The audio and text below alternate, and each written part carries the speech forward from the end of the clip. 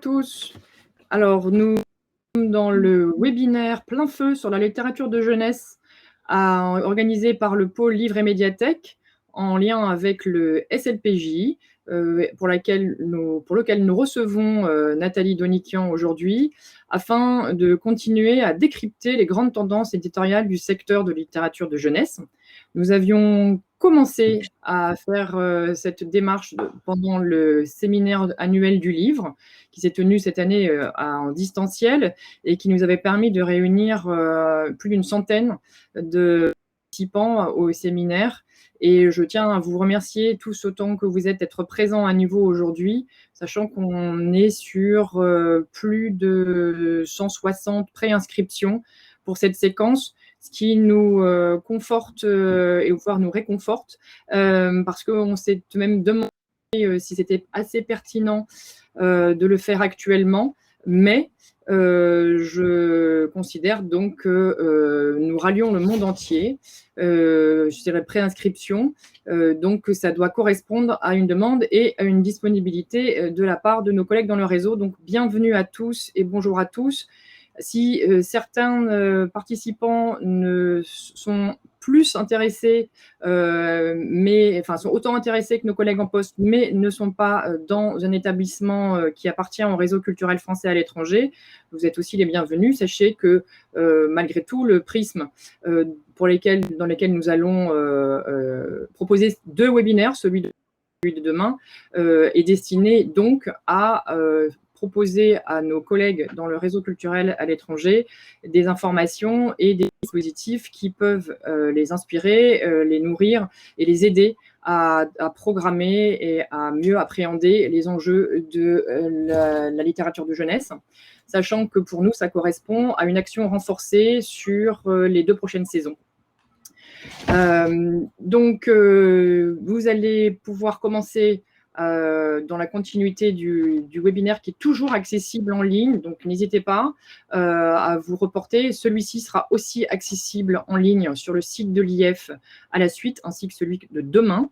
Le pôle Livre et Médiathèque donc, a travaillé pour faire en sorte de vous proposer un panel d'actions et de dispositifs qui permettra donc de nourrir vos propositions de programmation à travers les pépites internationales dont Marie-Charlotte Baaudour présente aussi dans ce séminaire, vous présentera quelques aspects après mes mots d'introduction, des nouvelles expositions, des actions en ligne qui avaient été publicitées comme les comptes en ligne avec une offre renforcée pendant novembre numérique prochainement.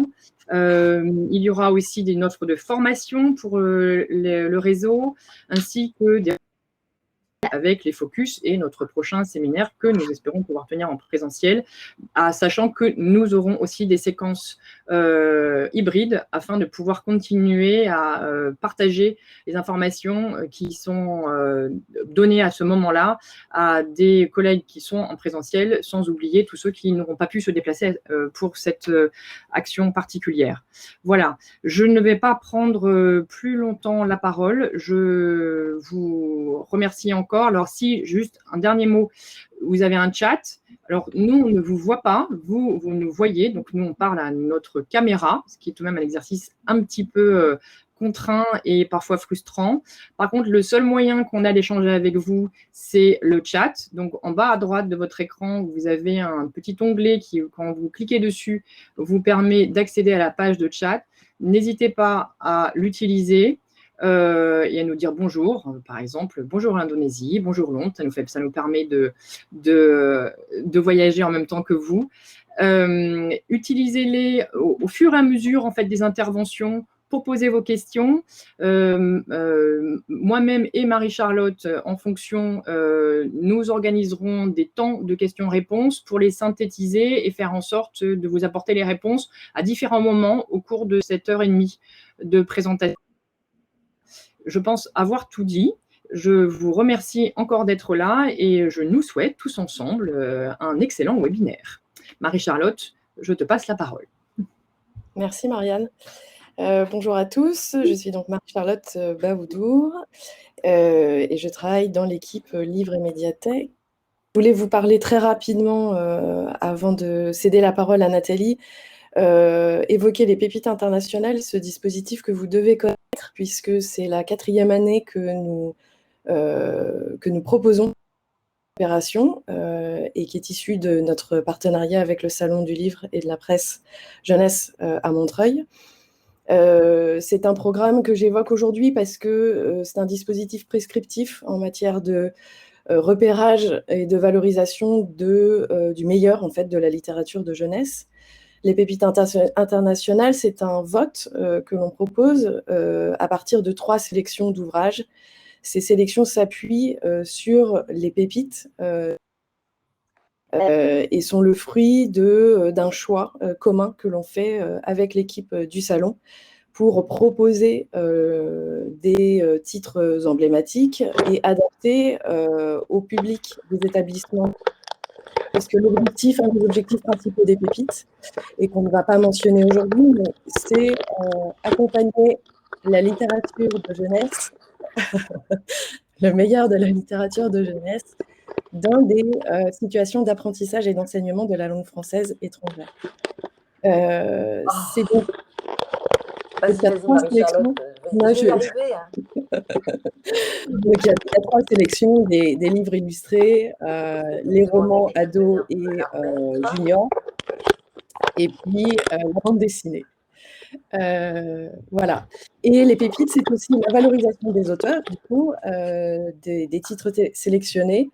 Et comme chaque année, à l'automne, à compter de la mi-octobre jusqu'à la mi-novembre, donc octobre-novembre, nous reprenons les cycles de visioconférences, c'est-à-dire des rencontres entre les auteurs, autrices, illustrateurs et illustratrices des pépites internationales, avec les classes et les groupes qui ont travaillé sur les titres dans les clubs de lecture ou dans en classe de FLE. Voilà, et les auteurs, c'est aussi la Grande Ourse, puisque le salon, et Nathalie en parlera peut-être, c'est une distinction du salon que l'on suit aussi et que l'on accompagne à l'international. Voilà, donc vous n'hésitez pas à revenir vers moi si vous avez des questions à ce sujet-là, mais c'est un dispositif qui donc, sur lequel on va communiquer très fortement à compter de septembre, pour l'année prochaine également. Voilà. Alors, Marie-Charlotte, avant que tu passes la parole à Nathalie, il y a déjà une question pour toi. Oui. Bonjour Taline, est-ce que le théâtre est envisagé également pour les pépites? Oui, alors je réponds. Nathalie, tu as le droit de répondre. Oui, en effet. Alors, c'est vrai que dans le choix des pépites, on a pris l'option de favoriser à la fois la fiction roman, enfin la fiction ado et la fiction junior. Et dans fiction junior ou ado, on y met soit des titres de poésie, soit des titres de théâtre, justement, pour montrer qu'il n'y a pas que le roman dans la diversité éditoriale. Et l'an passé, par exemple, on avait mis un titre de poésie narrative qui a eu la pépite du roman, de la fiction ado d'ailleurs. Et il y a 2 ans, on avait mis une pièce de théâtre éditée chez Théâtral Jeunesse autour de la langue. Donc oui, tout à fait. On est même très vigilant et on regarde véritablement ces deux genres parce que c'est à travers la langue de la poésie, la langue du théâtre, qu'il y a beaucoup de choses qui peuvent se passer dans la rencontre avec l'enfant. Eh bien, merci beaucoup Nathalie pour ce complément d'information. Marie-Charlotte, est-ce que tu as quelque chose à ajouter? Non, que je cède la parole à Nathalie. Eh bien, Nathalie, tu maintiens. Alors, Voilà. bonjour à toutes et tous, donc 63 personnes en ligne. Oui, alors moi, je voulais juste vous signaler qu'il y a un certain nombre d'éléments que vous avez déjà, en effet, comme le Marianne l'a précisé, que vous avez déjà en votre possession ou que vous pouvez retrouver en ligne. Donc, je ne vais pas repartir des données que j'avais faites à la fois sur le salon, sur ses ambitions, ses actions, ni sur les données de l'édition et de la production, ni même de vous redonner quelques chiffres de l'édition de jeunesse ou parler des repères, puisque ça, vous le verrez aussi demain avec ma collègue Valérie Meder.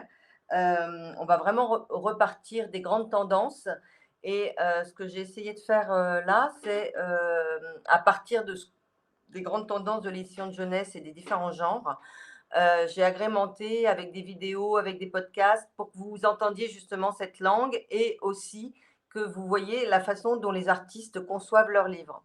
Donc, on va partager un écran, donc le mien. C'est ça, autorisé. Alors, qu'est-ce que je fais? Excusez-moi, Non, c'est bien, il faut juste maintenant mettre sur le document que tu veux partager Ah, spécifiquement et le mettre en plein écran. alors, c'est celui-là, dessous. Voilà, Excusez-moi. parfait. C'est bon ou pas pour vous? Et tu le mets en plein écran. Et je mets en plein écran. OK. Je crois que c'est là, en bas. Non. Vous avez quoi là, En vous? plein écran, c'est le petit bouton vert en haut de la fenêtre à gauche. Ah, pardon. Voilà, parfait. Et maintenant, tu OK. peux totalement, on te suit. OK, super. Donc, ce que je vous disais à l'instant, c'est que, il y a plein de choses que vous allez pouvoir retrouver en ligne déjà, suite à une présentation du 6 avril dernier. Et donc là, nous allons repartir des grands genres et des grandes tendances.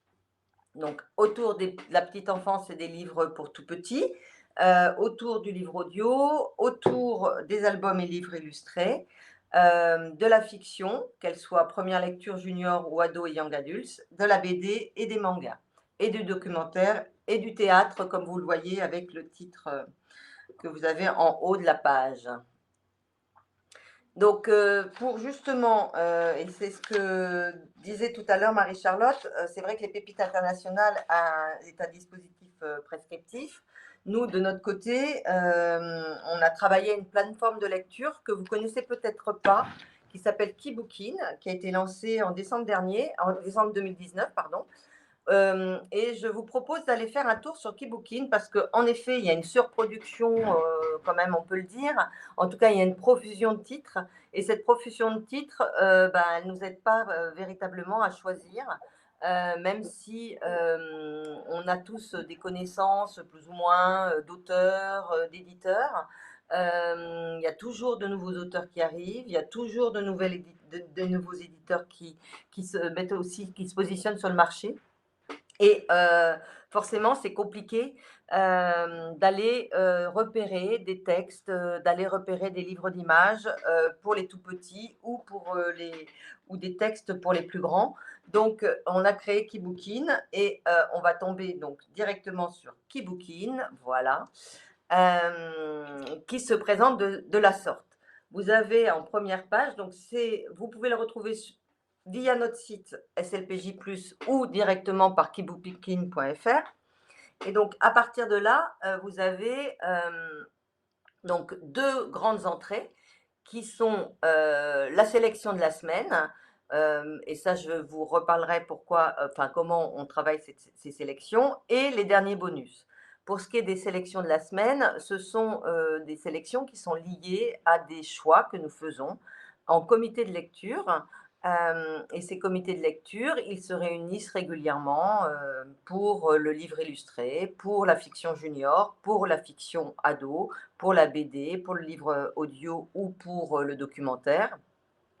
Et nous faisons donc à chaque fois, quelquefois on a 200 albums qui sont sur les tables où il faut qu'on lit ensemble, etc. Et on sélectionne une vingtaine de titres à chaque fois. Et pour les sélections de la semaine, on mélange évidemment les genres.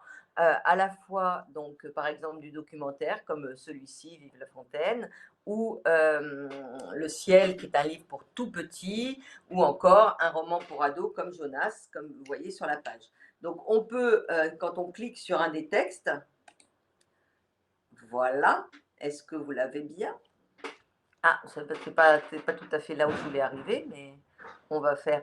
On arrive sur une sélection où, par exemple, sur Marie Verte, vous avez l'avis du salon. L'avis du salon, donc du comité de lecture, plus exactement. Donc, c'est des labels qu'on attribue à chacun des titres. Bon, là, vous voyez, décalé, pétillant. On a une présentation du bouquin. Et puis, surtout, des possibilités de voir pour quel âge, quel éditeur et quels sont les auteurs et illustrateurs. Donc, ça, c'est une présentation qu'on fait pour chacun des livres sélectionnés. Et comme on a des comités de lecture très réguliers, c'est vrai que par mois, disons, on peut très bien avoir une petite centaine de titres sélectionnés de la sorte. Ce qui fait que, et vous avez toujours la dernière sélection de la semaine, donc ça vous permet de voir aussi la façon dont les productions arrivent dans les librairies ou en bibliothèque. Bon, on reprend par exemple La vie secrète des bobos, voilà, c'est instructif et on a toujours l'âge, l'éditeur, etc. Donc ça, c'est pour ce qui est de la sélection de la semaine. Et puis, donc, on peut les retrouver sur Lu et recommandé, ici. Et puis, on peut les retrouver via ces petites barres-là, puisque vous aurez les âges, etc. Et tous ces livres sont possiblement peuvent s'acquérir, possiblement donc dans les librairies, puisqu'on a un partenariat avec Place des libraires et des libraires indépendants pour commander le livre en librairie et donc pouvoir avoir cette relation directe et surtout cette relation à l'ensemble de la chaîne du livre. Deuxième ouverture dans la page d'accueil, les derniers bonus. Alors, que sont ces bonus? Et c'est là où, pour vous, ça peut être vraiment très intéressant. C'est qu'on va chercher des critiques, des interviews, des extraits à feuilleter, qu'on demande aux éditeurs parfois, des podcasts qui sont liés au livre ou à l'auteur que nous avons envie de mettre en avant. Et à côté de ça, dans ces bonus, c'est même pas à côté, c'est carrément intégré, on a créé une web-série qui s'appelle La Pause qui bouquine, où là, je pense que si vous connaissez un peu la littérature de jeunesse, vous connaissez François Place, qui s'est fait connaître par un livre qui a marqué et qui est devenu un très grand classique aujourd'hui, qui s'appelle Les Derniers Géants.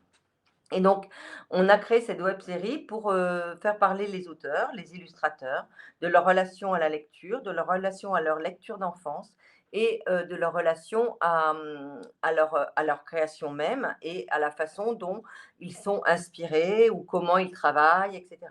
Ce qui fait que ça donne des impressions très, très sensibles pour chacun de ces auteurs sur la manière d'aborder la création. Et ces pauses qui bouquinent, nous en avons maintenant une vingtaine. On en écoutera une tout à l'heure de Valentine Gobi, qui est une des dernières autrices que nous avons sollicitées pour ces pauses qui bouquinent. Et chaque année, il y a une dizaine de pauses qui donc viennent alimenter cette web-série. Vous avez également un certain nombre de leçons de dessin, par exemple. Donc, c'est vraiment des exploitations que vous pouvez faire avec toutes ces différentes propositions audio et vidéo. Et comme vous voyez, c'est très, très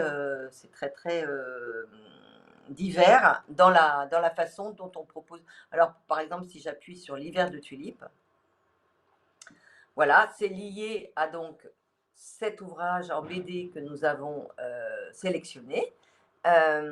Et ensuite, on a à feuilleter et donc on peut commencer les premières pages.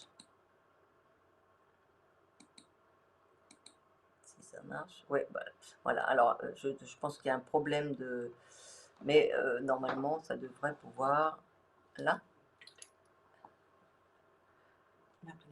Ah, plein écran, excusez-moi. Oui, mais il n'y a plus la flèche. Ah si, voilà. Bon, là, voilà, on voit, vous avez quand même des éléments, ce qui vous permet, vous, de vous repérer le mieux possible par rapport à des choix de titres, puisque à travers les premières pages, on peut en effet saisir la subtilité de la langue ou la subtilité du dessin à chaque fois.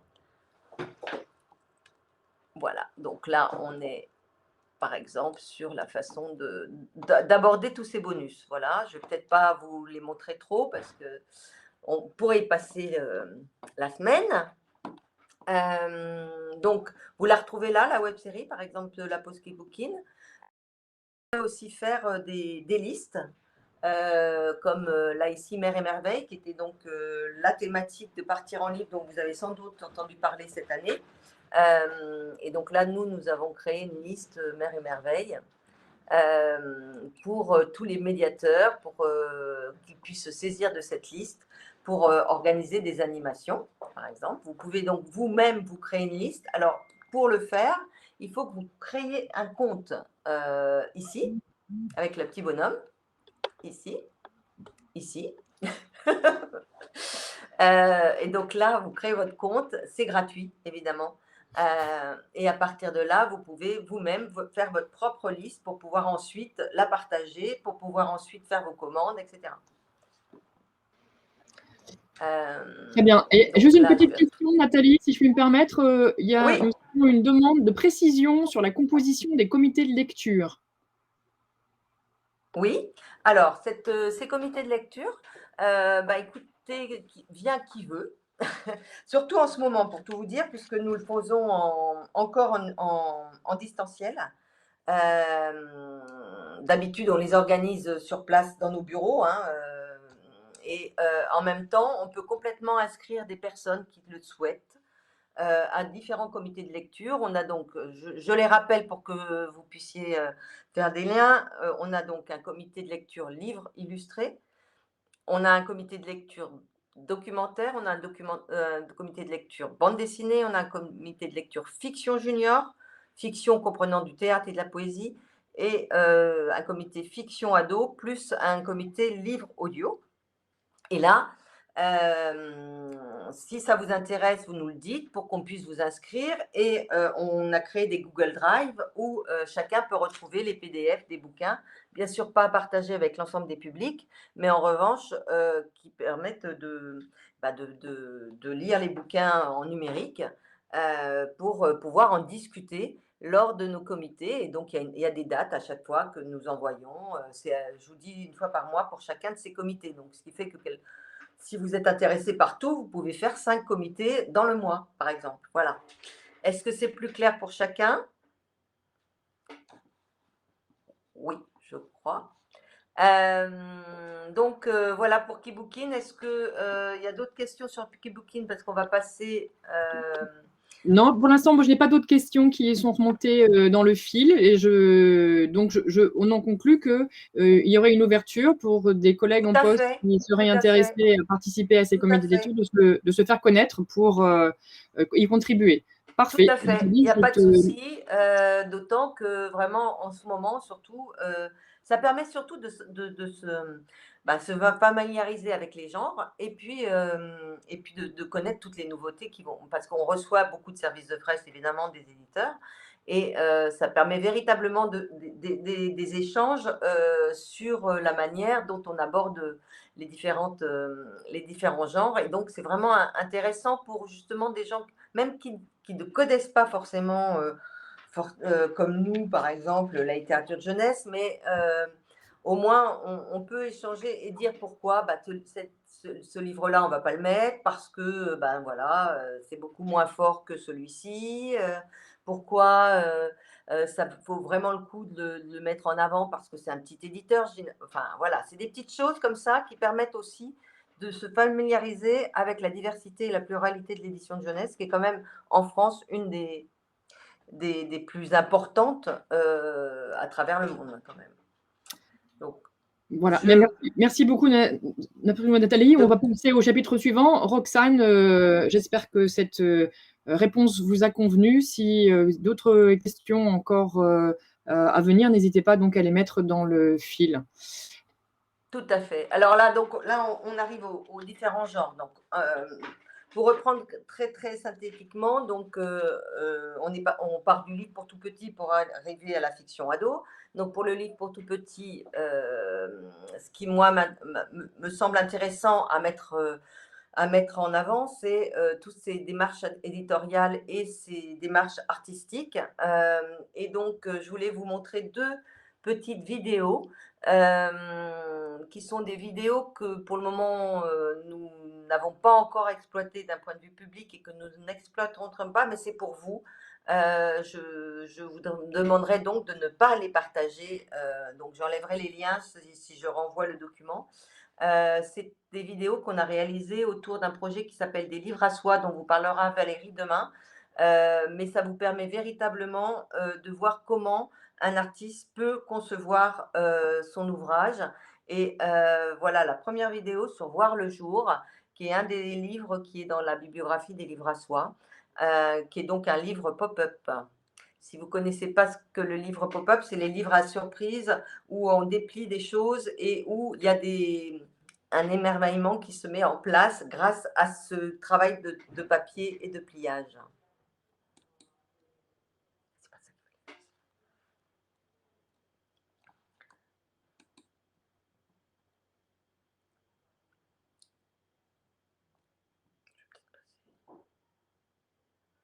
Est-ce qu'il y a du son? Non, peut-être.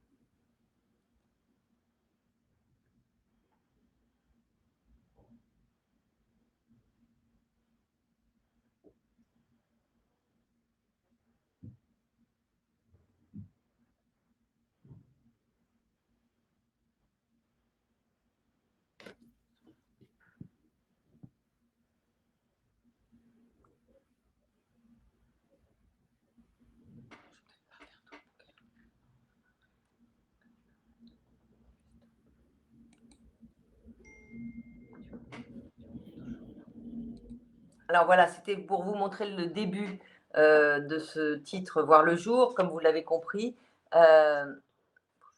Comme vous l'avez compris, ce titre fonctionne sur la façon dont les choses apparaissent et disparaissent grâce au pop-up. Un deuxième exemple, est-ce que ça vous intéresse ou vous voulez que j'aille plus vite?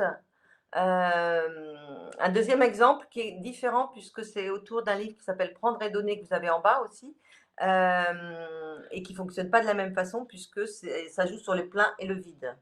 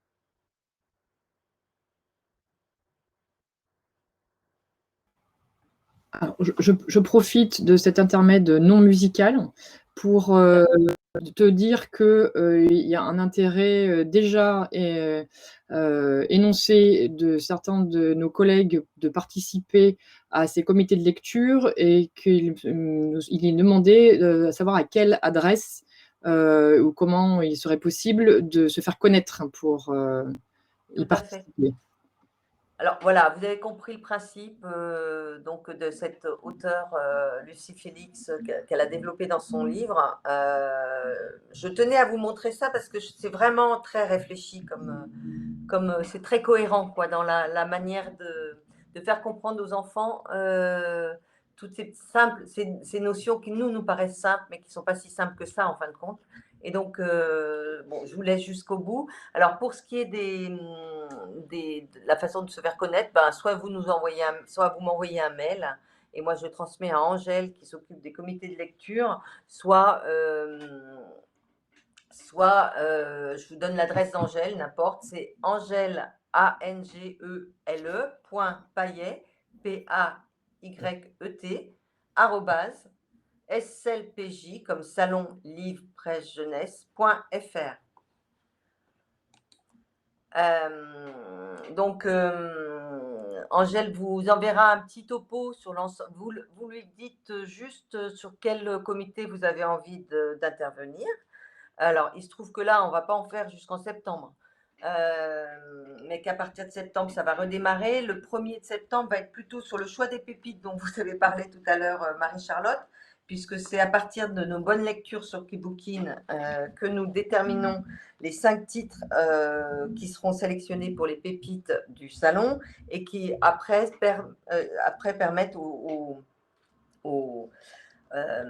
à l'Institut de justement choisir les bouquins, les pépites internationales. Donc voilà, il y a une petite, ça peut être intéressant pour vous parce que d'être à ce premier comité de septembre, mais ça fait référence à une production qui est une production de l'année passée, enfin de 2020 quoi, 2021 pardon. Oh là, ça va pas. Voilà, donc ça, c'était pour les livres pour tout petits. Et il y a de plus en plus de démarches comme ça, artistiques, qui permettent véritablement d'introduire le jeu aussi dans le livre. Et ça, Valérie vous en parlera mieux demain, en tout cas avec des arguments plus précis. Mais déjà, le livre est un jeu, est un terrain de jeu. Et c'est ce qui nous paraissait intéressant de vous montrer. Pour ce qui est de l'album et du livre illustré,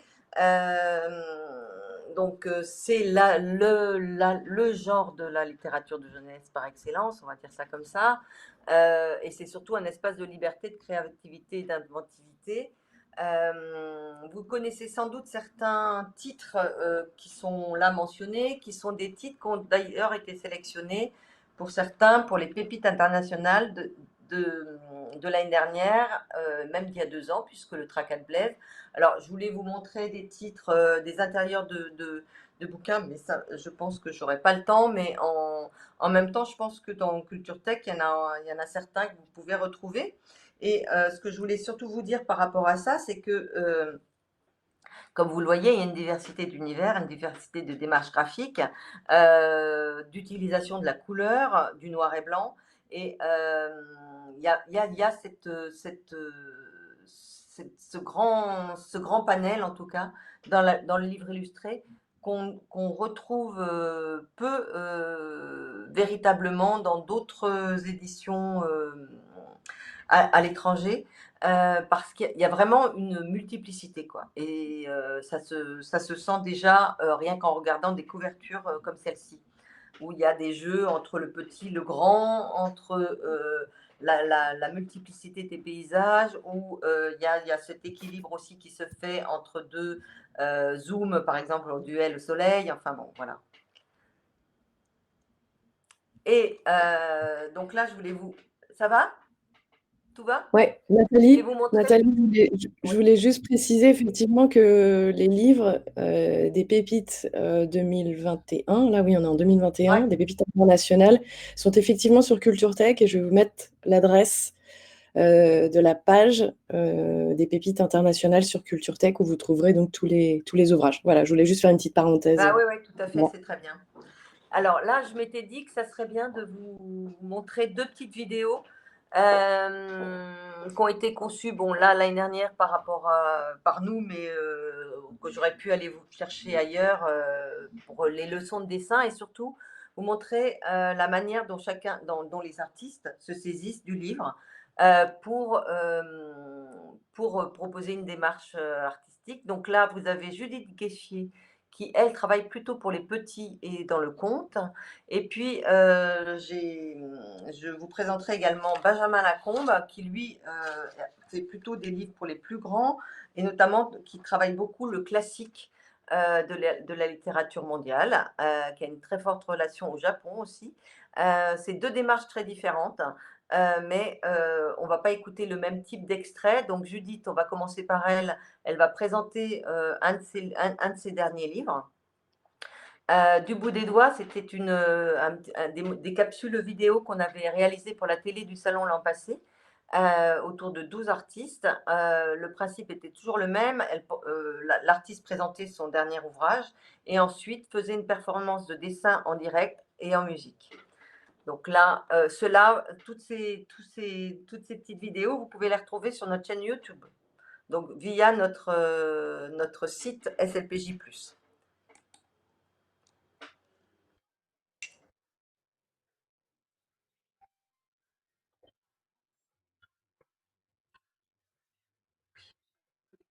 Hein? Ça n'a pas été enregistré.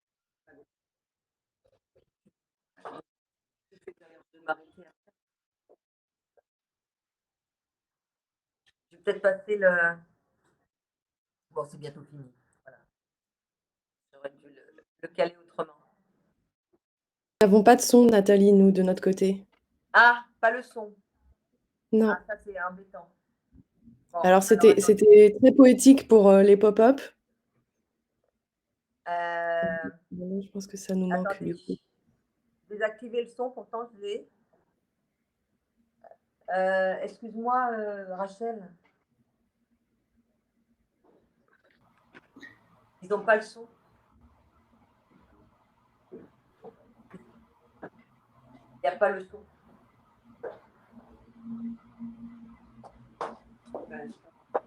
C'est pas normal. Ah, c'est pas normal. Bon, bah, je ne vais pas le faire alors. Ça fait rien.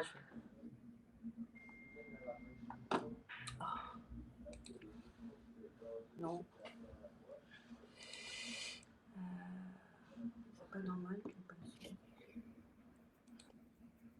Bon. Bah, ouais, arrête. Je vais leur dire. Donc.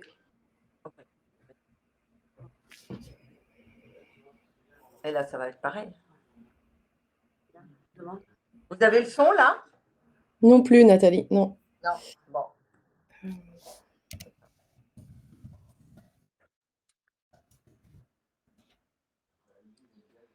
Petit paramètre sur le YouTube qui devrait être partagé le son, qu'il faudrait modifier. Mais je ne sais pas si Rachel peut aider à ce sujet.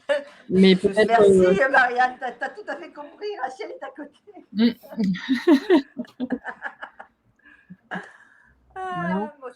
Bon, en même temps, ces deux vidéos que je voulais vous montrer sont accessibles sur notre chaîne. Je voulais juste vous proposer la manière dont les artistes pensent leurs livres. C'était le début avec Judith Gueffier. Et puis la façon dont des artistes peuvent utiliser plusieurs techniques dans un livre. Et c'était donc la vidéo avec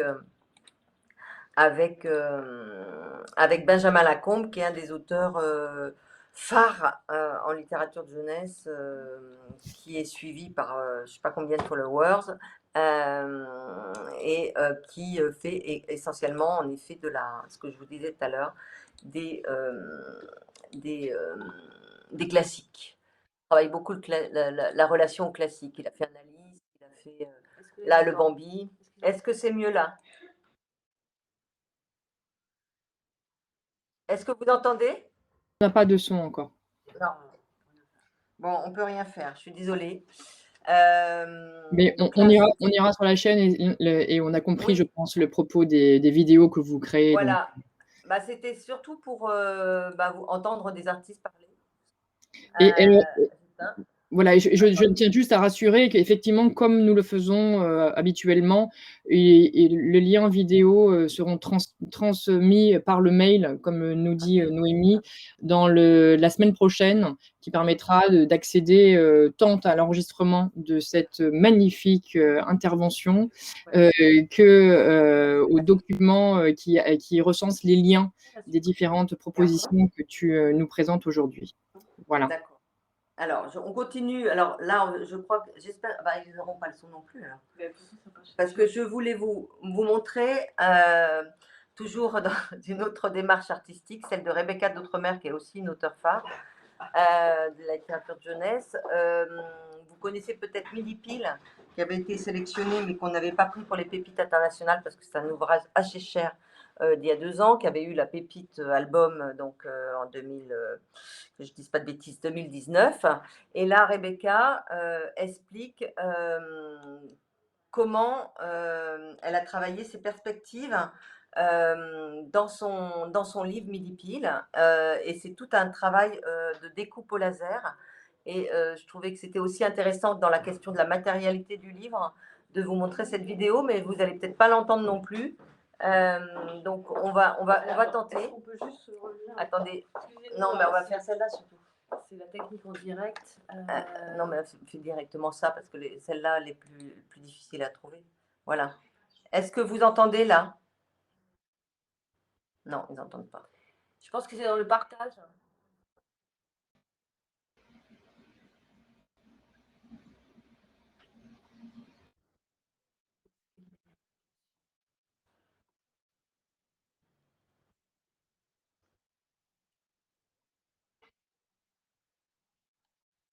Ça, c'est-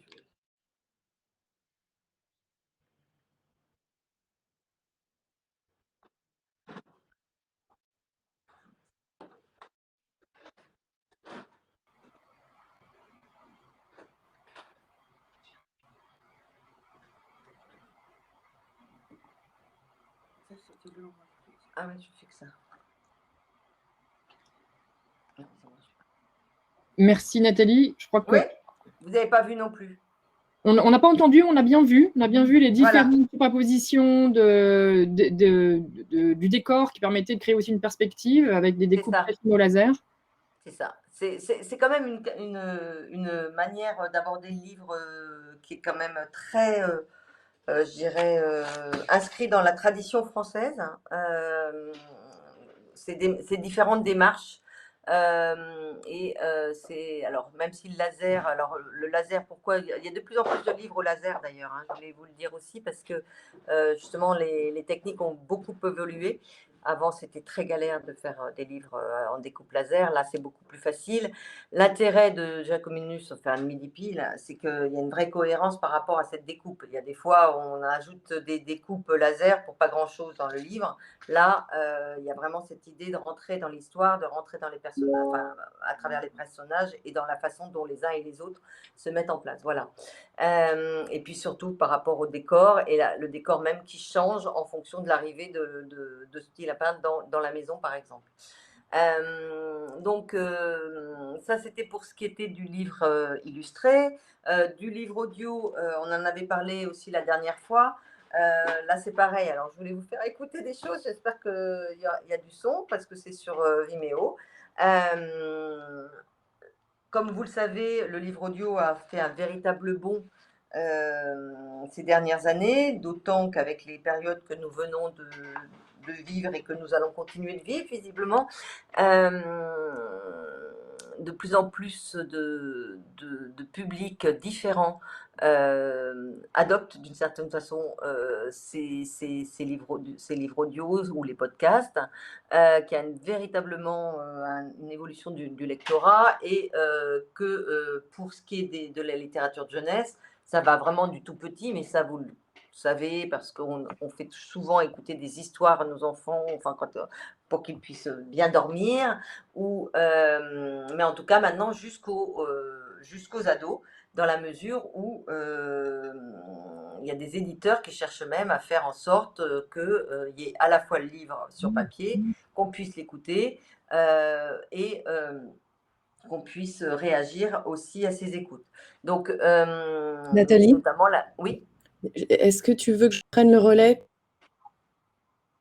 mon partage d'écran pour la vidéo qui suit? Alors, écoute, pour Flic Flac, à mon avis, c'est pas grave parce que c'est Vimeo, donc ça va le faire. Donc ça, c'était une proposition. Si vous avez envie d'entendre, hein, c'était pour donner un peu plus de chair à tout ça, mais j'avais sélectionné 2 extraits. Flic Flac, c'est un livre pour tout petit. Et puis Casse-Noisette, c'est plutôt, comme vous le savez, un classique pour les plus grands. Donc, j'y vais? Oui. Voilà.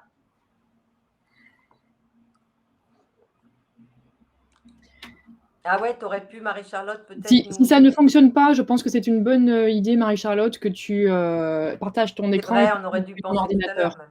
Oui. Parce que je ne pense pas qu'on ait encore le son. Je ne sais pas si on entend quelque chose chez toi, Nathalie. Mais nous, là, l'idée, là, c'est pour... Là, on va entendre la musique, bien sûr. Je prends le relais. Oui. Ouvre le document et puis bascule sur un partage d'écran. Vous n'entendez pas? Non, toujours pas. Ah!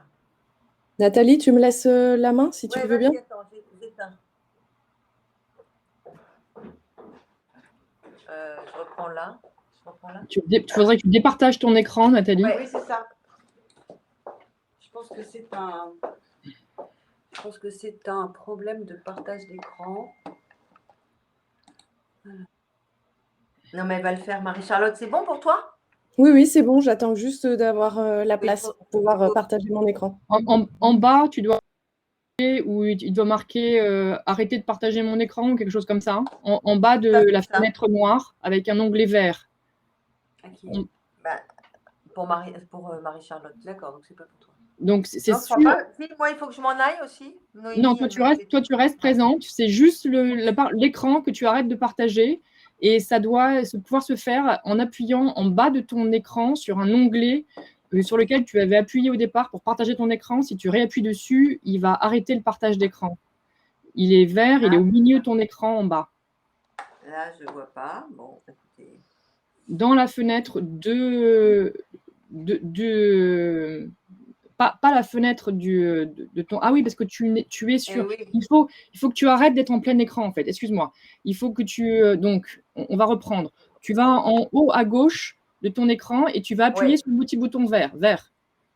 Voilà. Parfait. Maintenant, tu repasses sur la fenêtre où tu nous vois et en bas, tu appuies sur le bouton rouge. C'est parfait. Excusez-nous, vraiment. Vous êtes magnifiques, les filles. Et Marie-Charlotte va prendre la main, on va voir si le son fonctionne mieux depuis son ordinateur et on va pouvoir continuer. Alors, vas-y, Marie-Charlotte. Alors, moi, je ne vous vois plus du tout. Normalement, vous avez le slide. Oui, ça fonctionne. Ça fonctionne.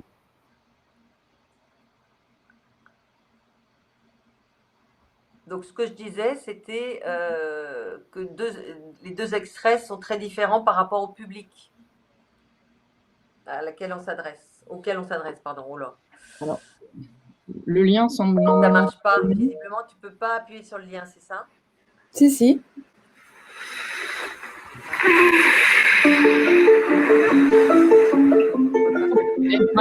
changes de fenêtre dans ce cas-là.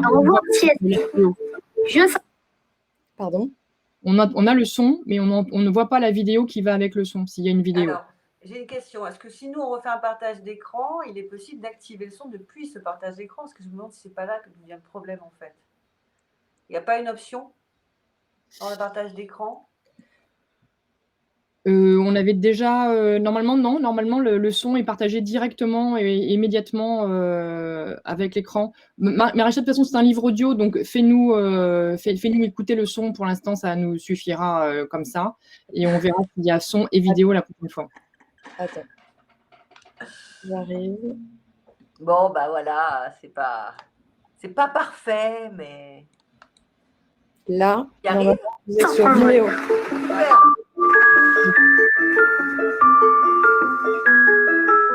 Mais avant, il faut bien se préparer. Alors après, elle va le faire maintenant. Quel temps fait-il dehors? Hop. Je colle mon nez à la fenêtre.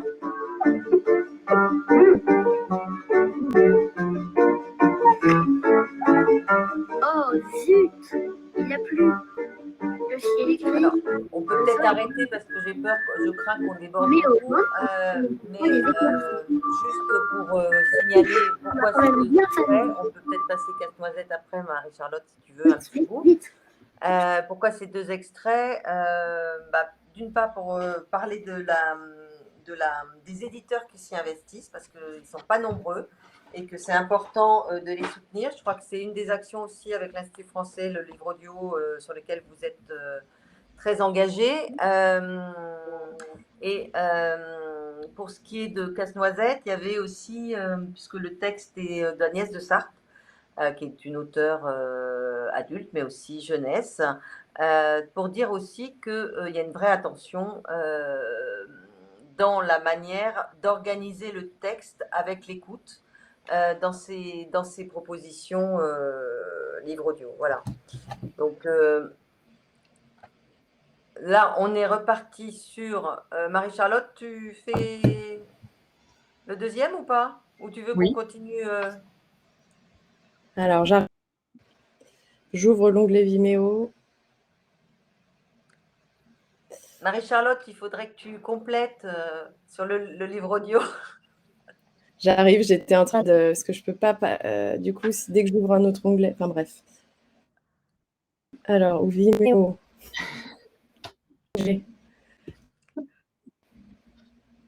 Super. Donc là, c'est un texte de Gallimard Jeunesse Musique, qui est donc un des éditeurs qui fait vraiment un très beau boulot et qui travaille avec des studios dans le cadre du livre audio. Et comme vous le voyez, c'est toujours illustré. La plupart des livres sont illustrés également de façon comme un livre classique, un album. Donc il y a à la fois matière pour l'album, matière pour l'écoute, matière pour l'auteur, l'illustrateur.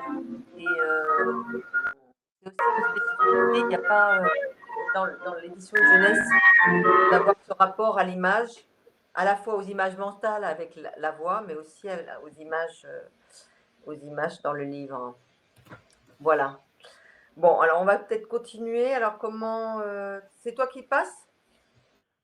On peut faire comme ça. On va garder la main sur les visuels. Juste peut-être compléter en 2 mots le fait que, comme tu l'as dit, l'Institut et plus particulièrement le pôle Livre et Médiathèque s'est déjà assez fort engagé avec le pôle langue française sur la production de livres audio. Et donc, je vous incite, si vous voulez plus d'informations, à vous référer à l'action qui a eu lieu et la formation qui a été aussi offerte au réseau sur le livre audio et qui s'est tenue en juin dernier, début juin, si mes souvenirs sont exacts, et qui a fait l'objet d'une NDI aussi, avec des ressources en ligne qui sont accessibles à l'ensemble du réseau et voire même plus, qui accueillent les productions qui auraient été réalisées par les postes pour les mettre à disposition, les mutualiser avec l'ensemble du réseau. Donc, si pour plus d'informations, Marie-Charlotte, peut-être tu peux compléter si tu penses qu'il y a d'autres informations à donner, mais brièvement, pour vous dire que ce n'est pas spécifiquement du livre audio jeunesse, mais il y a aussi du livre audio destiné à un public jeune. Tout à fait. Je suis effectivement à votre disposition si jamais vous avez besoin de plus de renseignements, mais dans le cadre du Festival du livre audio francophone auquel on a participé en fait en tant que partenaire avec la Plume de Pan, les postes et les pays ont effectivement été invités à la programmation autour du livre audio et des différents formats audio dans la programmation culturelle. Et tout ceci est mis et valorisé sur une plateforme qui est toujours ouverte et nous procéderons, nous, à l'Institut français, à la valorisation de toutes ces productions au cours de l'automne. Et nous continuerons aussi de développer à la fois notre offre livre audio jeunesse et tous les formats audio qui peuvent être utilisés ou ailleurs. Voilà, Nathalie. Alors vas-y, tu reprends la main. Ouais, ça y est. Je le fasse. Super. Donc là, on était donc après le livre illustré. On va rester dans le livre illustré parce que de plus en plus de documentaires sont des livres illustrés. Puisque et là, vous avez tous les formats, tous les styles, etc. Il y a de moins en moins d'ouvrages comme nous les avions connus, nous, de documentaires avec des photos. Et donc, je voulais vous passer un petit extrait. Donc, il faudrait que tu puisses activer. Ah ben, ça va être pareil. Ah si, peut-être qu'on aura le son, grâce à toi. Vous avez ma vidéo YouTube ou pas, là? Ouais, ça va venir. Ah, non, ça ne veut pas. Donc, c'était un extrait d'une émission qu'on avait. Il faut juste que ça charge, Nathalie. Il faut juste que ça charge. Mais vas-y, continue à parler. Ouais, c'était donc un extrait d'une émission qu'on avait réalisée pour la télé du salon sur le documentaire, et c'est l'intervention d'une éditrice qui parle justement de cette façon dont maintenant les éditeurs abordent le documentaire, notamment en introduisant l'image dans le documentaire, non plus la photo, et surtout en faisant appel à des illustrateurs qui, par ailleurs, peuvent complètement Bonjour à tous et faire de l'album bienvenue jeunesse. sur le plateau d'Émulsion, l'émission Alors, parle il faudrait aller en de 2 publication minutes. de la Vous littérature avez calé le jeunesse. truc, je Un crois, en 2 challenge, minutes. cela pourrait être vu comme un challenge. À notre époque, Je ne nous voudrais pas sommes te dire de bêtises, c'est 2 à minutes les 50, écrans de je crois. l'information en continu. Des auteurs, des autrices, des éditeurs parviennent, des Il faudrait éditrices que tu ailles à 2 minutes toujours à 50. capter notre attention et à faire rêver les jeunes ou les moins jeunes par le biais du documentaire. C'est le propos de notre émulsion du jour. Bonjour à toutes les trois. Bonjour. Bonjour, Tu peux avancer un peu la vidéo ou pas, Marie-Charlotte? Vous êtes 2 minutes 50. On raconte effectivement comment utiliser l'anis dans la cuisine, quelles propriétés on lui attribue, d'où il vient. On voit aussi que tous ces ingrédients ont beaucoup voyagé eux-mêmes. Ils n'étaient pas forcément. Ils se sont répandus tout au long de l'expansion du monde arabe. Trop loin. Du livre, de l'album et de l'imagier, le Bon, c'est pas documentaire. grave, ça c'est pareil. Oui, Je suis désolée, alors, hein, il y a une quinzaine d'années, une vingtaine d'années, le documentaire sur notre chaîne YouTube. C'était C'était intéressant d'entendre plutôt la voix d'une. Il y avait plus de photos. J'en parle moi, mais voilà, ça permettait de dire en quoi le documentaire avait bougé ces 15 dernières années, tout comme il y avait une intervention d'une des auteurs de documentaires qui est très engagée du point de vue sur le racisme, contre le racisme, contre justement la question des harcèlements, les questions qui est très engagée du côté des filles, qui s'appelle Jessie Magana, et elle intervenait aussi pour montrer comment le livre était construit. Donc, 2 interventions qui me paraissaient intéressantes, mais que vous allez pouvoir de toute façon retrouver très facilement via notre chaîne. Donc, ça, c'était du côté du documentaire. Alors, je peux vous montrer des intérieurs, parce que j'avais...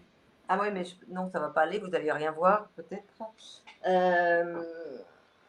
Pour montrer aussi la différence de conception. Là, vous avez du texte à gauche, des images à droite, d'une façon assez classique, mais en même temps, c'est pas si classique que ça, puisque dans le propos même des textes, ça a été pensé pour véritablement connaître chaque animal super-héros. Donc ça, c'était un des livres qui est sorti cette année à la Martinière. Vous avez tous les thèmes, c'est ça que je voulais vous montrer surtout. Donc là, du côté des animaux, il y a un renouvellement sur la question du super-héros. Mais vous avez aussi, par exemple, celui-ci qui est vraiment traité d'un point de vue BD sur la consommation et sur la manière, le guide de l'anti-manipulation, par exemple. Voilà. Voilà, sur la manière de travailler le documentaire. On a vraiment l'impression d'avoir une BD face à soi. Puis des choses plus classiques en art. Vous avez des références à des tableaux connus. Et puis toute une histoire sur les sorcières. Et dans les textes, vous avez aussi, c'est un peu les docu-fictions, puisqu'il y a pas mal de... Il y a à la fois des références très scientifiques, mais également, on vous raconte une histoire à travers... Bon, là, on ne voit rien parce que c'est à l'envers. On vous raconte une histoire à travers les différents textes et les différentes propositions. Voilà, c'était pour vous montrer aussi cette diversité dans le documentaire. On peut continuer, à moins qu'il y ait des questions sur les genres, là. Bon, à part l'histoire du son, je suis désolée. Non, il n'y a pas de questions. Malgré nos différents aléas techniques, il semble que ton propos soit limpide. Très bien. Donc après le documentaire, le livre illustré, on reste encore sur le livre illustré, mais là d'une autre façon, puisqu'on peut aborder la bande dessinée. Ce qui est le plus important peut-être à souligner, c'est que là encore, comme l'album, c'est un vrai terrain de jeu pour les créateurs qui vont... la BD est utilisée dans différents genres. Hein, on l'a vu avec le documentaire à l'instant. Mais il y a beaucoup aussi de formes assez hybrides entre album et BD, documentaire BD, etc. Et surtout, ça s'adresse véritablement à tous les âges. Et je voulais d'ailleurs, on va changer la slide. Et donc, bon, ça, vous le retrouvez, voilà. Je voulais vous montrer, par exemple, la façon dont un illustrateur de bande dessinée travaille ses pages.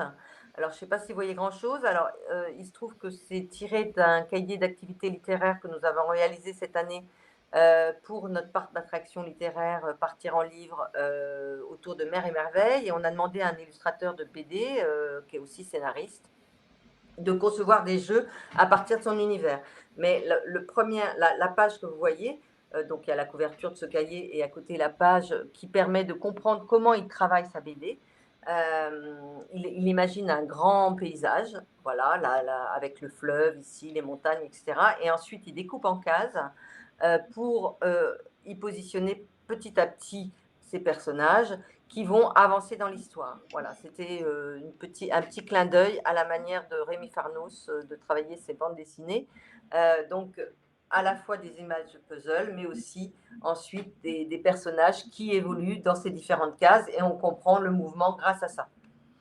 Voilà, on peut passer à l'autre slide sur la BD. Et ce que je vous disais sur la question de l'âge, vous allez pouvoir regarder une des petites vidéos que nous avions faites, voilà celle-ci, sur Petit Poilu, qui est je dirais la série qui a initié un petit peu la bande dessinée pour tout petit, qui sont des histoires sans texte. Vas-y Marie-Charlotte, si tu peux.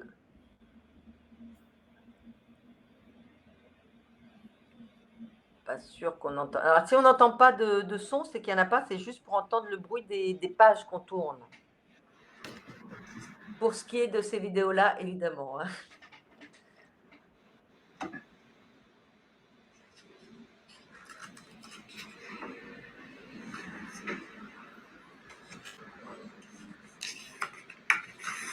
Là, je pense que vous connaissez cette BD, cette bande dessinée qui s'adresse vraiment tout petit, aux 3 ans.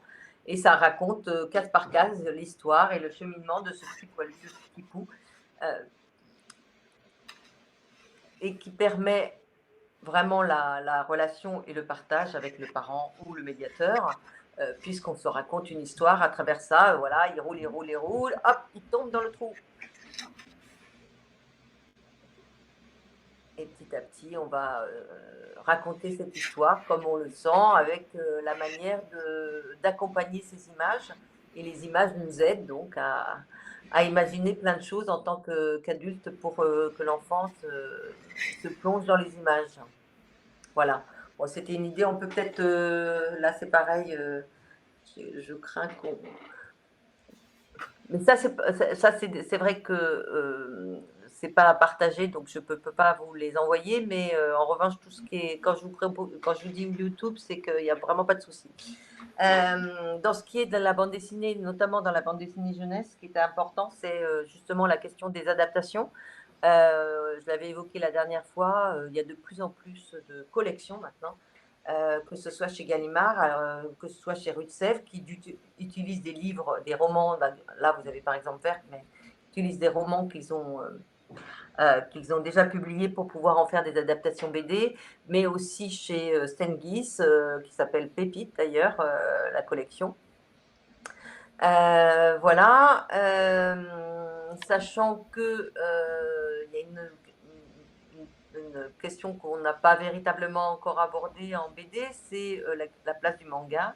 Que ce soit pour les tout petits ou enfin, oui, avec Chi par exemple, que vous connaissez peut-être, qui est l'histoire d'un petit chat, jusqu'au plus grand. C'est vrai que le manga occupe une place très très très forte dans les bibliothèques ou dans les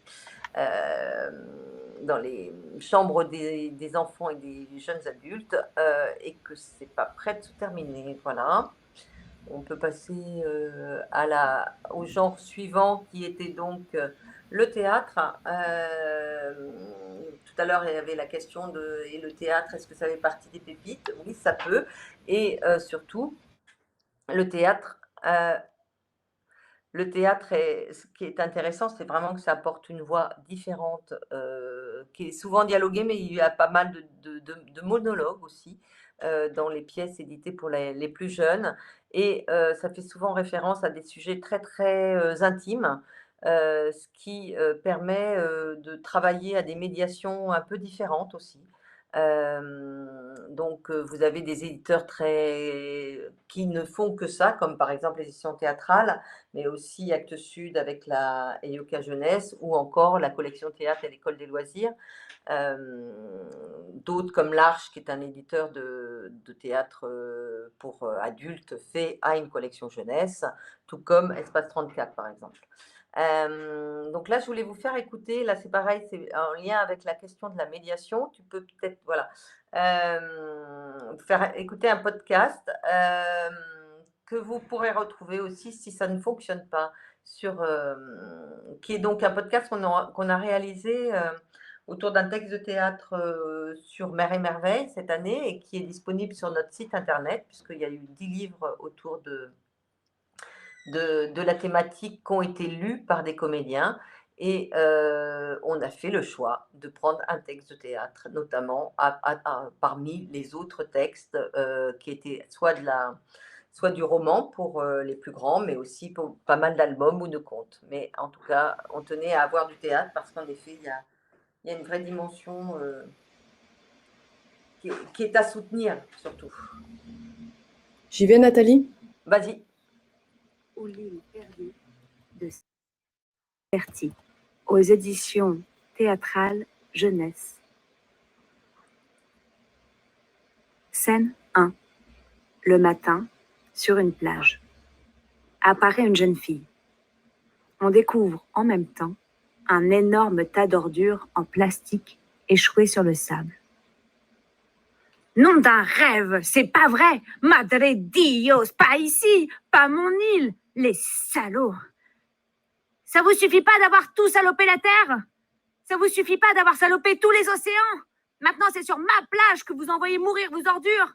Mais rien ne vous arrête. Vous avez quoi dans la tête? Assassin! Regardez-moi ce travail. Elle ressemble à quoi maintenant, ma plage? Vous voulez que je vous les mette dans votre lit, vos ordures, pour voir ce que ça fait? Vous savez quoi? Vous allez venir ramasser. Et tout de suite, bande de nazes. C'est vos plastiques, non? Alors, avant que le vent se lève et me les disperse partout sur mon île, vous allez quitter votre vieux monde et venir me ramasser vos poubelles. Allez! Voilà, c'était pour vous donner une idée de la langue et de la façon dont on reçoit la langue à travers justement cette lecture. C'est ce qui est quand même très fort dans le théâtre pour la jeunesse, c'est justement cette appropriation d'une langue très contemporaine qui, moi, me paraissait intéressant à vous faire entendre. Voilà. Donc, outre le théâtre, vous avez pour la fiction, on va passer la poésie. Et là, c'est pareil. Il y a peu de collections, mais celles qui existent se tiennent de mieux en mieux, je dirais. Notamment donc une collection qui est éditée par un éditeur de poésie qui s'appelle Bruno Doucet, que vous connaissez sans doute. Cette collection s'appelle Poésie Histoire, illustrée par de grands illustrateurs, comme par exemple là La vie est belle par Nathalie Novi, mais aussi des éditeurs plus anciens comme Chaîne Éditeur, des éditeurs qui font pas mal de bilingues entre français-anglais, français-arabe, pardon, avec le Port à Jauny, Motus aussi, et Rue du Monde qui a 2-3 collections assez pour les tout petits. Par exemple, le crocodile de Roubaud, mais il y a une nouvelle collection qui vient de sortir qui s'appelle Une petite poignée de poèmes. Voilà. Et donc là, je voulais vous faire entendre là encore, mais peut-être que j'ai peur qu'on déborde. Donc là, je voulais vous faire entendre la manière dont Bruno Doucet et Muriel Zac donc accompagnent leur texte à travers une proposition qu'on leur a faite aussi. Qui s'appelait Un bateau en poésie, qui est fait pour fêter leurs 10 ans. Et ils ont donc imaginé, là c'était pour la télé du salon, plusieurs séquences de lecture de poésie que vous pouvez retrouver également sur notre chaîne sans problème YouTube. Donc là j'ai pris le 10e, mais il y en a eu 6, un par jour. Oui, ils étaient en Grèce, Bénard, pendant qu'on était... Je veux préparer un monde où il n'y aura plus d'armes ni de guerre. Un monde où une mère aimera le fils d'une autre mère comme son fils. Un monde qui ne fera pas de différence entre les hommes. Un monde nouveau où ne compteront plus la gloire ni les défaites. Je veux préparer un monde qui ne croira plus à l'arche de Noé. Je veux préparer un monde où aucun être humain ne sera sans maison, où nul ne mourra de froid ni de faim. Je veux préparer un monde où moi deviendra nous et nous sera moi. Je veux préparer un monde naïf et sincère, comme ce poème. Voilà, ils avaient joué à des échos. Quand la lune sera et que le soleil sera rouge, on verra alors sur la plaine un homme brûlé de la sauge. C'est juste pour vous montrer que vous pouvez aussi utiliser tous ces supports pour accompagner des initiatives. Donc, outre la poésie, le théâtre, dans la fiction junior, vous avez vraiment le roman. Et là, c'est pareil. Alors, moi, ce que je voulais vous montrer surtout, c'était de vous montrer la diversité de ce qui pouvait se publier pour les plus jeunes. On peut partir... Ah, je ne sais pas si on me voit, oui. C'est bon? On peut partir d'une collection comme celle-ci, qui est une collection... voilà. Qui est une collection très, très, très fine de textes de 48 pages qui s'appelle Petite Poche et où vous n'avez aucune illustration. Voilà. Et ce sont des textes, et ça c'est une collection qui est publiée par exemple chez Thierry Magny. À une autre collection comme celle-ci qui s'appelle Pépix, donc chez Sarbacane, qui là est très illustrée. Alors, très illustrée et qui utilise plusieurs types de codes. Alors, vous avez là par exemple du texte. Et voilà, la façon d'accompagner les textes qui peuvent être illustratifs mais aussi qui peuvent accompagner l'histoire. Et quelquefois, il y a pas mal de BD, il y a beaucoup d'interactions avec les enfants, où on les interroge en tant que lecteur, etc. Par exemple, vous voyez, bonus énigme.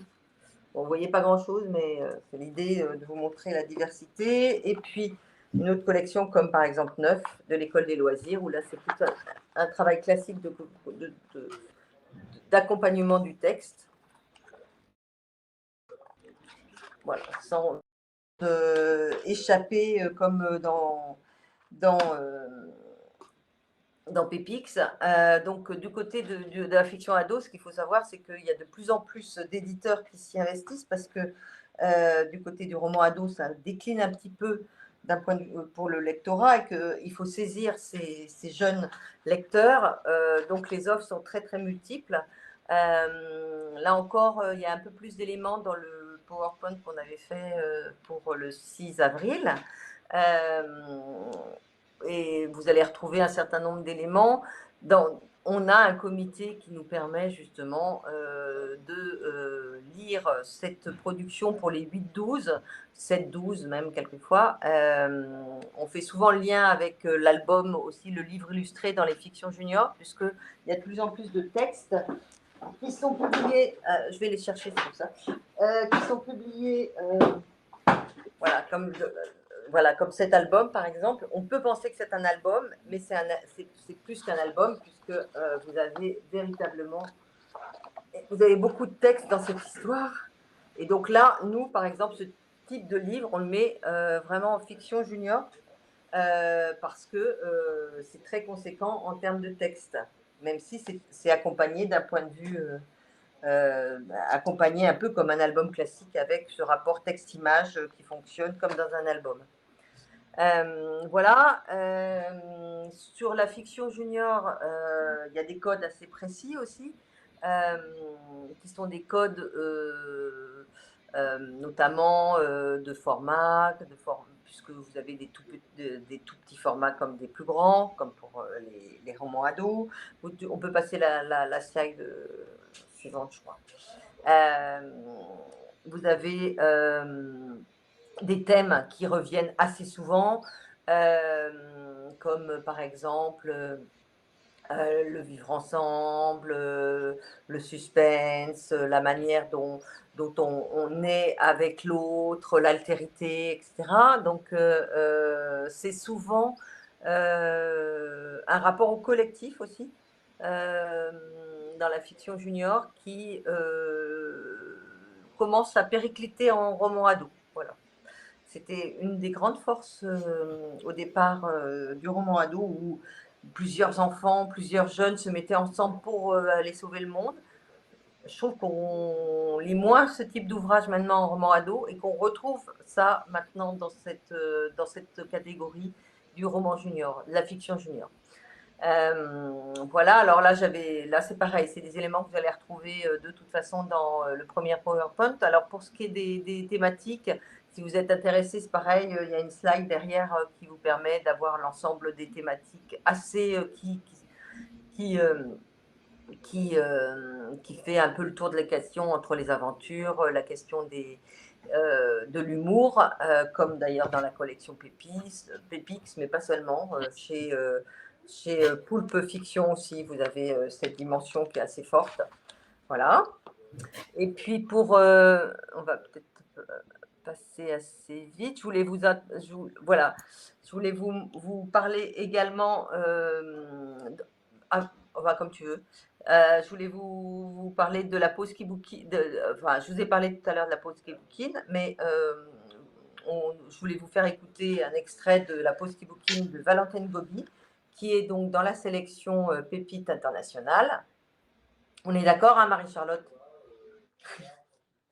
Oui, oui. Et donc, Valentine Gobi, qui donc a été interviewée sur son livre et sa relation donc à la lecture et à ses lectures d'enfance. On peut en écouter un extrait, ça dure 8 minutes, donc on ne va peut-être pas tout écouter, mais en revanche, c'est pour vous montrer aussi le principe de la pause qui bouquine, qui est toujours sur le même principe, c'est-à-dire on passe des diapositives avec des questions et l'auteur y répond.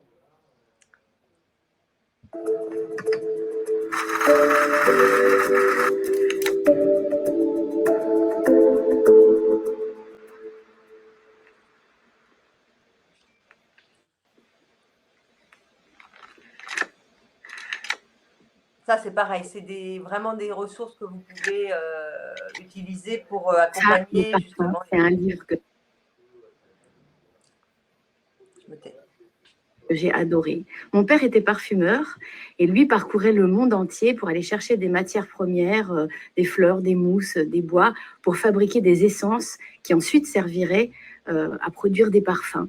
Il y avait quelque chose de magique dans son métier, mais j'ai trouvé un homme plus puissant que lui. C'est l'auteur de ce livre, Patrick Suskind, parce que lui pouvait faire des parfums avec des mots.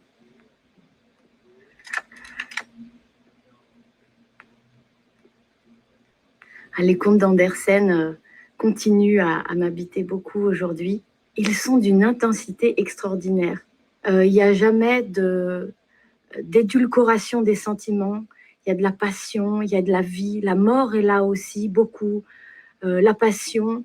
Et c'est, en tant qu'enfant, un vrai cadeau d'avoir traversé des histoires dans lesquelles on m'accordait le droit de pleurer, de rire, de m'aventurer. Ça reste pour moi l'auteur de contes le plus extraordinaire.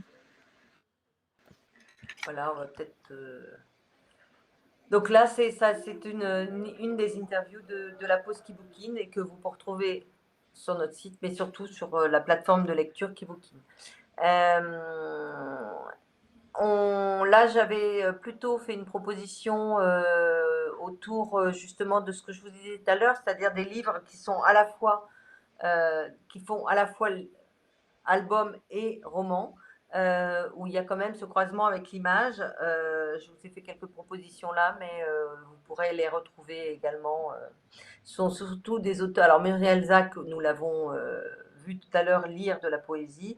Elle est autrice de ces fameux feuilletons et je pense que ces feuilletons-là, vous les connaissez parce que c'est un des best-sellers, je crois, les feuilletons de Muriel Zac. Il y a eu Ulysse, il y a eu Thésée, là c'est le dernier, c'est Artémis. Philippe Lechermeyer, qui lui travaille vraiment aussi la langue, la question de la langue d'une façon intéressante et surtout exploite vraiment tous les registres de la langue. Que ce soit dans Lettres à plume et à poil ou dans Histoire à piocher, c'est plusieurs petites histoires où il va passer d'une langue à l'autre, polar, d'une langue très intimiste, d'une langue très, très aventureuse avec des dialogues, etc. Et ça permet aussi véritablement de travailler la relation au français d'une façon intéressante parce que justement, il n'y a pas de linéarité et c'est très rebondissant, on va dire ça comme ça. Et puis les jours pairs, c'est un peu la même chose. C'est vraiment des histoires que vous pouvez exploiter parce que là, c'est Vincent Cuvelier qui est un auteur maintenant qui travaille depuis une quinzaine d'années en jeunesse, qui a fait du théâtre, qui est comédien au départ et qui a imaginé pour chaque jour pair, parce que c'était les jours où il avait son fils, une histoire. Et là, c'est pareil, il a travaillé des courts textes avec différents registres de langue. Et quelquefois, il donne des consignes pour le lire à voix haute, pour le lire avec une petite voix, pour le lire très très vite. Donc, il y a quelque chose qui est assez intéressant dans la manière d'aborder la langue. Et Vive et Vaillante, pourquoi? Parce que ce sont des héroïnes de contes qui sont portées par Praline Guépara, qui est une des conteuses les plus connues en France. Et là, c'est pareil, le titre donne toute la saveur du livre. Il est à la fois vif et vaillant. Voilà. Et puis donc là, on va passer du côté du roman ado. Donc le roman ado, qui est né qui a pris vraiment son ancrage à partir de la parution de Harry Potter, qui maintenant est lu, ça doute expérimenté à partir de 7 ans, mais qui au départ s'adressait à des ados, donc plutôt aux 13-14. Et là, vous avez plusieurs propositions, et là, c'est un peu comme la fiction, le roman fiction junior, avec des thématiques assez cadrées quand même, on va dire ça comme ça, c'est-à-dire que bien souvent, alors il y a beaucoup de romans, par exemple, aujourd'hui, sur la question de la famille, de la relation à la famille, au père, à la mère, mais aussi aux frères et aux sœurs, qu'on ne voyait pas forcément il y a quelques années. Tu peux avancer parce que là, on avait donc beaucoup de textes aussi sur la relation à l'intime. Alors que ce soit du côté de la sexualité, mais aussi du harcèlement, de la façon du mal-être, etc. Et un peu moins, je trouve qu'il y a quand même un peu moins de textes liés aux littératures de l'imaginaire, comme on dit, même si on en retrouve pas mal dans des collections ou chez des éditeurs qui ne font que ça. Par exemple, je pense à Amnemos ou à Scrinéo, mais il n'empêche que c'est pas ce qui prédomine en ce moment. Voilà, et même s'il en reste, hein, je sais pas du tout pour dire qu'il n'en existe plus, qu'il n'y a plus de textes comme ça. Il y a beaucoup de polars qui font une référence à tout ce qui se passe aujourd'hui dans la société. Donc que ce soit du côté de l'écologie, que ce soit du côté de la manière dont les puissants écrasent les plus jeunes, les moins puissants. Voilà. Mais ce qui domine en ce moment, c'est vraiment la relation au réel et à l'intime, me semble-t-il, dans tout ce que je lis. Et Le secret de Mona est donc un des textes de la Pépite internationale, des Pépites internationales. Oui.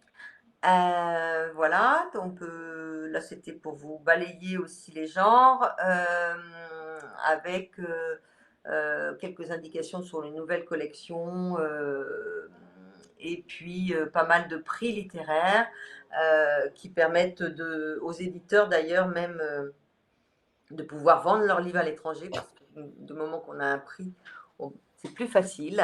Et c'est dans tous les sens d'ailleurs.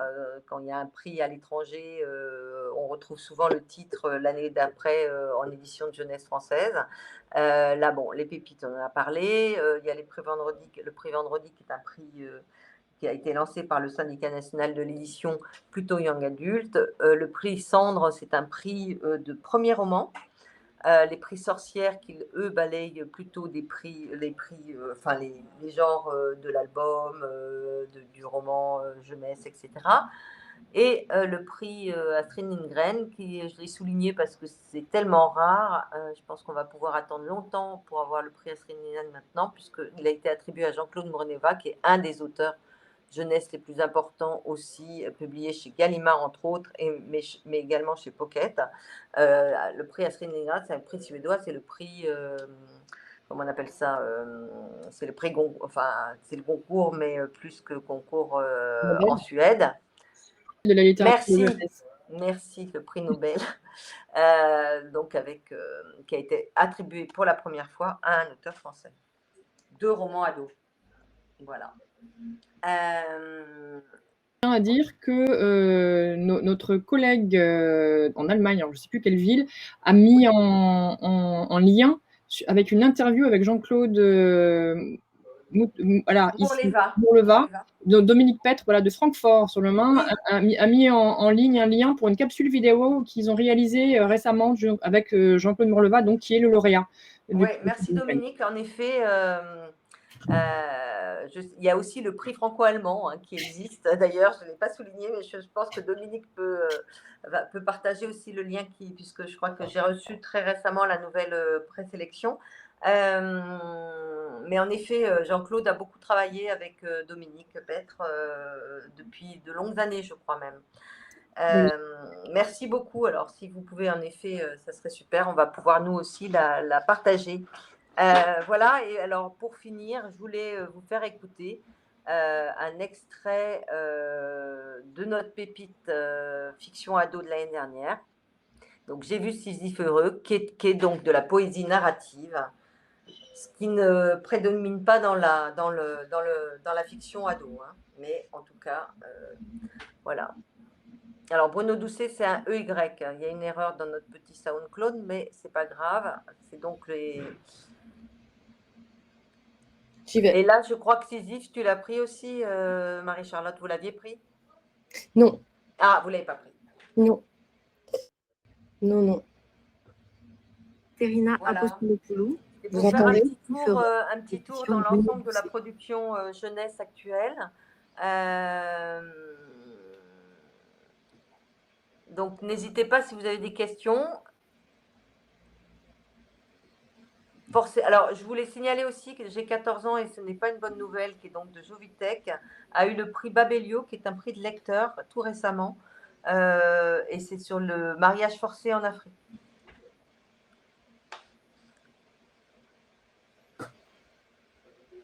Bon, ça n'a pas l'air de marcher. Si, mais j'attendais ton feu. Parce qu'en fait, on n'entend plus le son quand toi, tu parles par-dessus. Désolée. Terina Apostolopoulou, j'ai vu Sisyphe heureux, édition Bruno Doucet. Cette maison n'a besoin de rien. Nous étions sortis et il s'est noyé. Il était mort après l'aube. L'heure de sa mort n'a pas pu être précisée. Noyé par les dettes, noyé par les remords, noyé dans son effort pour trouver une raison de vivre. Les enfants ne suffisaient pas. Sa femme ne suffisait plus. Trop grandes les dettes, trop grands les remords, trop grande la marée. Elle a emporté son corps. Elle l'a roulé dans les vagues et les poissons du ciel en ont fait un festin. La famille décapitée a tressailli. Voilà, c'est donc c'est un des textes qu'on a beaucoup porté et qu'on continue de porter puisqu'on a réalisé ce podcast pour toujours Mère et Merveille, qui est donc dans le cadre de notre parc d'attractions littéraires et qu'on peut retrouver sur notre site internet dans Histoire à écouter. Voilà. Je précise que Bruno Doucet s'écrit EY, je pense, non? Tout à fait. Je pense qu'il y a une erreur sur la vidéo. Par contre, j'ai une question qui est cette tendance à la relation au réel plus qu'à l'imaginaire est-elle visible également dans l'album illustré pour les plus jeunes, demande Clara. Ah oui, c'est vrai, mais beaucoup moins. C'est vrai que de plus en plus, il y a des albums sur les questions de société, hein, et notamment beaucoup de textes qui, quelquefois, sont un peu lourds d'ailleurs sur la question de l'écologie, par exemple, sur la question, mais il y a des très belles choses aussi, hein, mais il y a beaucoup de textes sur la relation à la famille dans l'album. plus particulièrement à l'arrivée de la petite sœur ou du petit frère, par exemple. Mais ça, c'est quelque chose qu'on retrouvait assez facilement encore il y a 10 ans. Donc, il n'y a pas véritablement de changement, je dirais, dans l'album, à part dans la question de la matérialité du livre et dans la question du renouvellement parce qu'il y a des nouveaux auteurs, alors que dans le roman, ça sent beaucoup plus aujourd'hui cette question au réel. Ouais. Voilà. Alors, je pense que, je ne sais pas, quand tu peux peut-être penser à conclure la présentation, je rappelle que l'ensemble des différentes planches ou slides qui ont été présentées, et merci Marie-Charlotte pour avoir pris la relève, merci Rachel aussi, pour avoir assuré la technique derrière, vous sera envoyé à partir du moment où vous êtes inscrit. Évidemment, vous êtes inscrit, parce que si vous êtes participant et que vous nous entendez, c'est que vous avez obtenu un lien de connexion, donc vous êtes inscrit. Vous sera envoyé la semaine prochaine, par définition, et de toute façon sera aussi disponible en ligne sur le site de l'IF.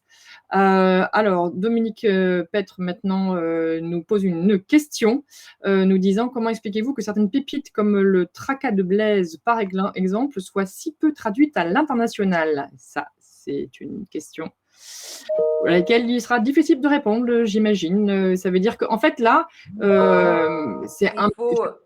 Je dirais que c'est un peu notre rôle parfois d'amener les ouvrages qui nous semblent indispensables à faire partager au monde entier auprès des éditeurs étrangers, que comme l'a dit Nathalie, la France a tout de même une production assez pléthorique en littérature de jeunesse et très qualitative dans son ensemble. Donc l'offre est assez vaste et les moyens pour y accéder sont limités puisque tout ça est assez chronophage. Donc si vous-même vous pensez qu'il y a des ouvrages qui seraient indispensables à être traduits dans le pays dans lequel vous résidez, je pense qu'il serait peut-être intéressant de voir quelle démarche vous-même vous pourriez faire auprès des éditeurs qui vous sembleraient les plus pertinents à entreprendre cette traduction pour le publier dans la langue du pays où vous vous trouvez.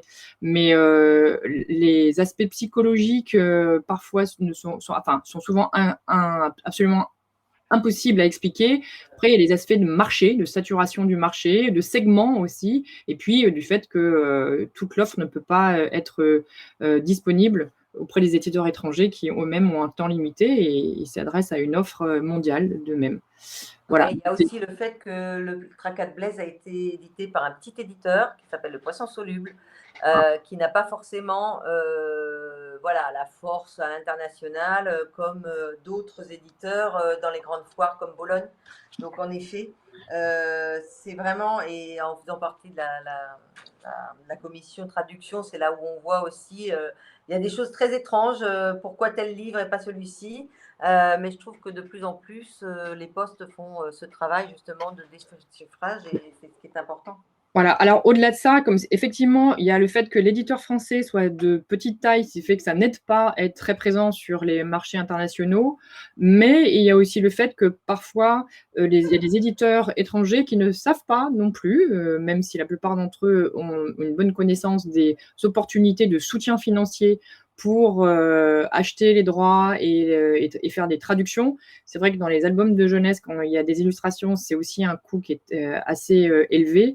Mais il y a la possibilité aussi de solliciter un soutien via le PAP, le programme d'aide à la publication, qui est encore ouvert jusqu'à la première semaine d'août pour la prochaine session. Donc, c'est peut-être un peu rapide là pour mettre un tout nouveau projet d'édition en route, mais donc n'hésitez pas à promouvoir ces possibilités d'aide financière pour si vous pouvez identifier des éditeurs qui sont aussi, on va dire, dans un segment d'édition plus niche, avec des moyens moindres que des grosses maisons d'édition. Voilà. Je n'ai pas d'autres questions sur le fil du chat. Je redonne la parole à Nathalie, sachant qu'il va falloir qu'on conclue rapidement. Eh ben, je vais conclure très rapidement. Donc, demain, vous allez entendre Valérie Médère, qui est donc formatrice chez nous, notamment, et médiatrice du livre de jeunesse, et qui vous donnera plusieurs pistes de réflexion et la façon dont nous travaillons nos médiations. Et elle fera également le point sur la manière dont les instituts peuvent se saisir du prochain salon du livre de jeunesse pour justement nous donner des contacts, peut-être, travailler ensemble avec des auteurs, en librairie. Donc tout ça, nous allons prendre avec Valérie. J'interviendrai peut-être avec elle d'ailleurs à la fin de son intervention demain pour faire un point plus précis sur toutes ces questions. En tout cas, merci à vous de nous avoir suivis. Désolée pour tous ces petits couacs techniques, mais en même temps, c'est ce qui donne la vie et c'est ça qui est important, la vie. Donc, bonne fin d'après-midi. Merci beaucoup, Nathalie. Donc, merci d'avoir fait le relais pour demain. Je laisse le dernier mot à Marie-Charlotte et je vous salue tous en vous disant donc à demain. Au revoir. Au revoir. Marie-Charlotte, on ne t'entend pas en fait. Le son n'est pas mis. 1 an et demi. Oui, non, je voulais juste conclure en vous donnant rendez-vous à demain et puis en vous rappelant que une grosse partie en fait des titres que Nathalie a présentés aujourd'hui sont disponibles sur Culture Tech. On essaye nous de diffuser tout ce travail de repérage de l'édition, de la production éditoriale de littérature de jeunesse à partir du moment où c'est disponible sur le prêt numérique en bibliothèque. Donc une grosse partie des titres mentionnés sont disponibles pour vous et vos lecteurs et vos publics à l'international. Voilà. Donc rendez-vous demain à 14h pour le prochain webinaire avec le Salon du livre et de la jeunesse. Juste pour dire pour les comités, en effet, soit quelqu'un les centralise les adresses et vous nous les envoyez, soit vous faites un mot à Angèle. Je vais lui en parler pour qu'elle puisse vous envoyer toutes les infos. Oui, je peux tout à fait faire ça si c'est plus facile pour vous. Je centralise tout. N'hésitez pas à revenir du coup vers moi. Et on mettra mon adresse dans la rediffusion aussi du webinaire pour que, voilà, si jamais, et qu'on vous transmette ensuite les informations. Voilà. À demain. Merci beaucoup. Au revoir.